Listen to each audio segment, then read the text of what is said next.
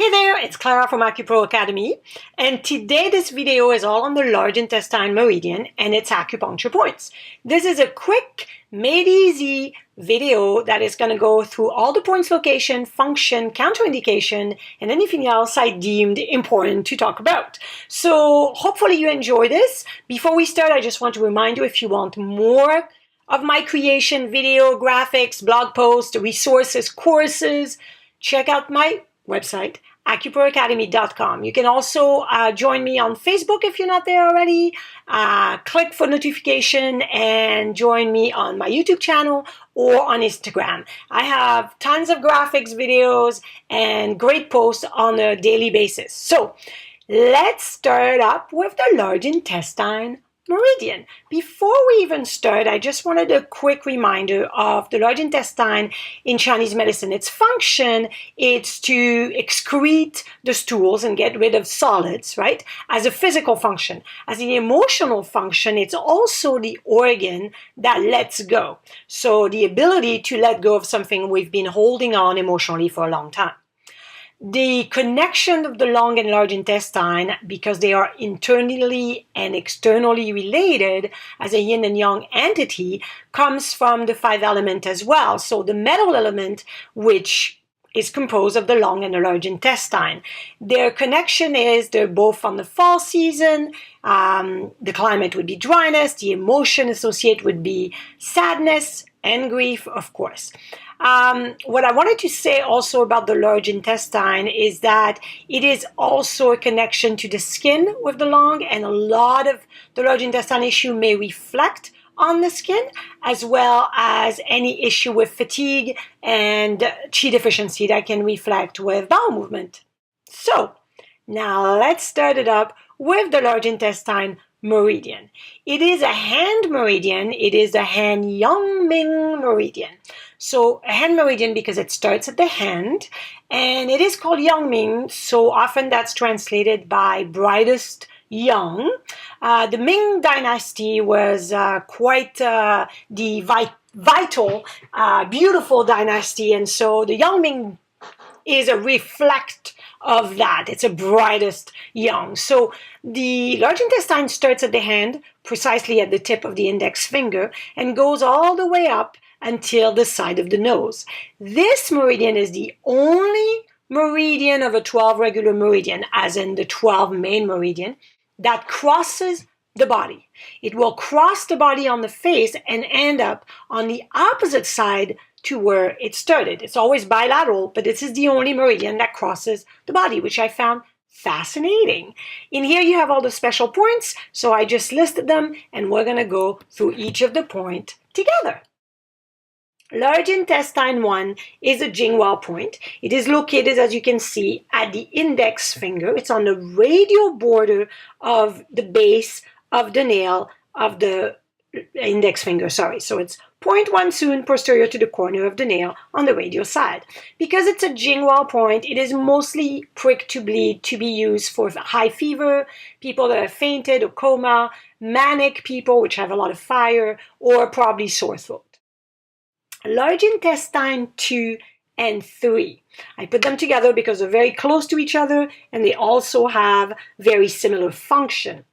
So large intestine 2 is also on the radial side of the index finger. It is distal to the second metacarpophalangeal joint, and it is usually located when the finger is flexed, which is not on this picture that I found in there. Li3, on the other hand, is still on the radial border of the index finger. It is proximal to the head of the second metacarpal bone. Li2 is a yin spring point, and Li3 is a shu stream point. So that makes them really good for heat or excess heat and clearing heat. That's why it's really good for nosebleed when there's excess heat, or toothache, or sore throat, or fever. Pretty easy. Oh, the big point. This is a massive point. This is a super house, superwoman, superman, whatever you want to call it, Li4. So large intestine 4 is located on the back of the hand. It's between the first and the second metacarpal bone, and it's in the distance halfway of the second bone of the metacarpal bone on the radial side. It is a very, very common point, as you know, that we needle a lot. So the first thing to say, the counterindication is we do not needle this point during pregnancy because it moves blood and moves very quickly. So we can do it though if we help later on during labor for pain and to help with labor, right? So, but not before that.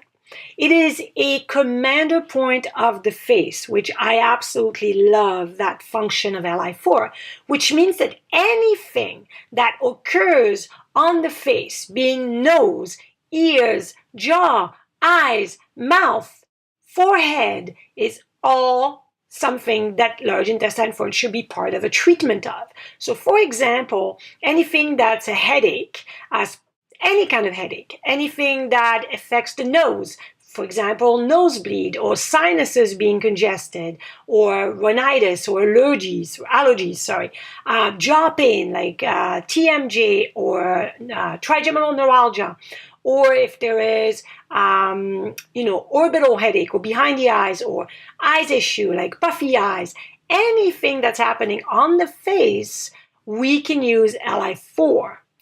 A great function of Li4 as well is that it's a UN source point. So if it's a UN source point, it means that it can treat issues of the large intestine. So great for bowel issues, being diarrhea, constipation, bloating, etc.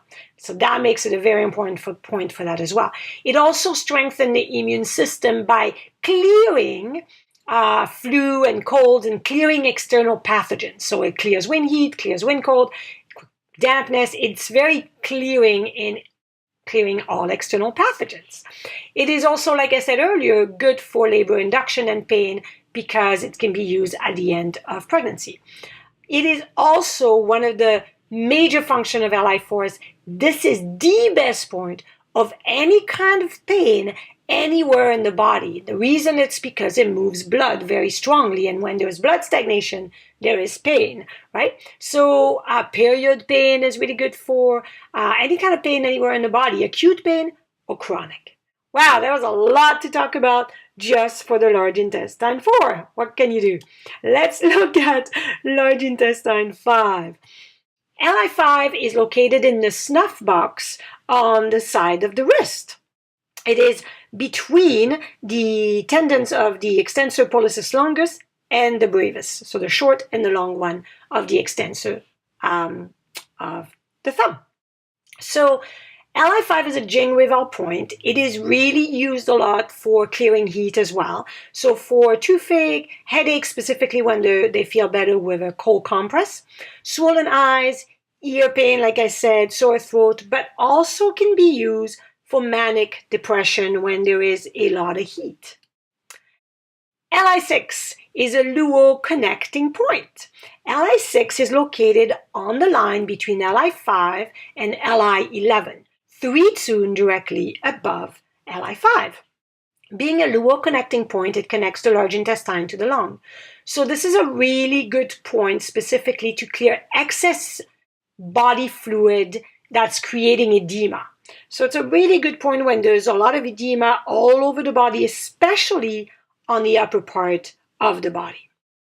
It's also good for nosebleed, ear ringing, and sore throat. Li7.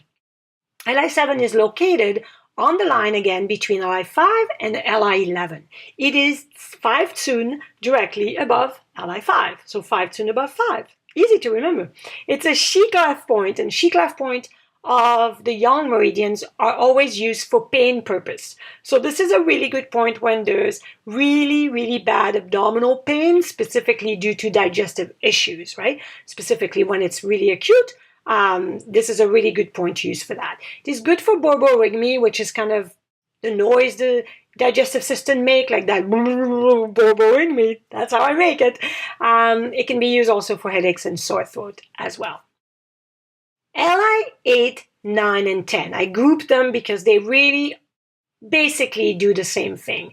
And what I want you to know is that they are all located between, again, Li5 and Li11. Li8 is located 4 tun below Li11, LI9 is located 3 tsuen below LI11, and LI10 is 2 tsuen below LI11. When I was in school, I used to remember that 8 was 8 above, and then 9 was 9 above, and 10 was 10 above, because the distance between LI5 and LI11 is 12, so that was easy to remember. The great point for local issues, specifically carpal tunnel syndrome affecting the extensors, the forearm, right? So very, very good for pain affecting the elbow, the forearm, etc. They can be used as well for abdominal pain, but mostly for local issues. LI11 is a fantastic point. I think in everybody's career we use that point quite a lot if there's excess heat. This is one of the best points to clear heat. It is located at the lateral end of the cubital crease or the elbow crease, right? So on the lateral side of the elbow crease. It is the best point, like I said, to clear heat. It's a Rossi point, so it is really good for if there is tendonitis, specifically when it feels better with cold, when it feels really inflamed, really hot. It's great for bowel issues, again, when there's excess heat, which means the bowel movement would be quite smelly. That's excess heat symptoms right there. For fever, for feeling hot all the time, having red rashes all over the body. And because it is also a ghost point, it's a very good point to use when people feel out of control. Basically, they go into a rage, out of control, they can't control their feeling. That's because there's a lot of heat and anger pops up. LI12, 13, 14, and 15, I put them all in the same category. So let's look at the location. And I did this on purpose because they have the same really function. So LI12 is located 1 tsuen directly above and lateral to LI11. LI13 is on the line between LI11 and LI15. It is 3 tsuen above LI11. LI14 is again on the line between LI11 and LI15, and it is at the insertion of the deltoid muscle. LI15 is on the anterior and inferior to the acromion. So anterior and inferior, which means in front and below to the acromion. And it's in the upper portion of the deltoid. Okay?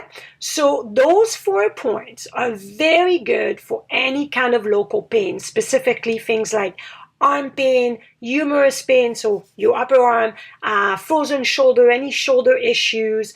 Those points are fantastic, added up to other points, but this is really local function. Large intestine, 16. That's the only point that's kind of like in the back of the body instead of being more anterior. It's more posterior. It's the upper aspect of the shoulder. It's at the end of the scapular spine and the acromial extremity of the clavicle. So in between those two, when they reach the connection, when they connect at the end, it's in between. There's a little depression in between the acromial extremity of the clavicle and the lateral end of the scapular spine. It is very local for any kind of pain in that area, so the back of the shoulder, etc., etc. LI17 and LI18. So LI17 and LI18 are both on the lateral side of the neck. They are connected to the SCM, which is sternocleidomastoid muscle. So SCM much shorter. So LI17 is located on the back or posterior to the SCM, and it is 1 tsuen directly large intestine 18. Large intestine 18 is really at the level of the Adam's apple, and it is between the 2 heads, the sternal and the clavicle head of the SCM. Those 2 points, because of their location, are very good for sore throat, coughing, asthma, any kind of issue of the throat. Plus, large intestine 18 specifically is good to decrease high blood pressure. And last but not least, large intestine 19 and LI20. 19 itself, as you can see, is directly above the lip or below the margin of the nostril. It is at the level of Du26, or at the upper third between the distance of the margin of the nostril and the upper lip. So directly below the nostril and the upper third of that distance between the upper lip and the nostril. Large intestine 20 is on the nasolabial groove at the side of the nose at the level of the midpoint of the lateral border of the ala nasi. Both points do the same and have the same function, but Li20 is actually called in Chinese. Its name in Chinese means what's the best? Welcome or welcome fragrance, great odor, like welcome the smell. It's kind of like a translation loosely of welcoming the good smell, right? So we can breathe really well and smell everything. Li20 is one of the best points locally for chronic nasal congestion, for allergic rhinitis, for loss of sense of smell, but also for acute head cold or acute sinusitis and for nosebleed. So anything happening to the nose area, Li20 has to be part of it. That's it. That's it for me here. That was quick and easy, the whole large intestine meridian, and it's 20 points on the body. If you wanted more, check me out at acuproacademy.com. Like I said, I have tons of resources, courses, blog posts, videos, and graphics. Also, don't forget to check me out on Facebook and get your notifications so you don't miss out on any post. I post every day on Facebook. Check me out on Instagram as well at AcuPro Academy, and get your notification and ring the bell to get all your YouTube videos if you want some more. Have a fantastic day and keep rocking it using TCM.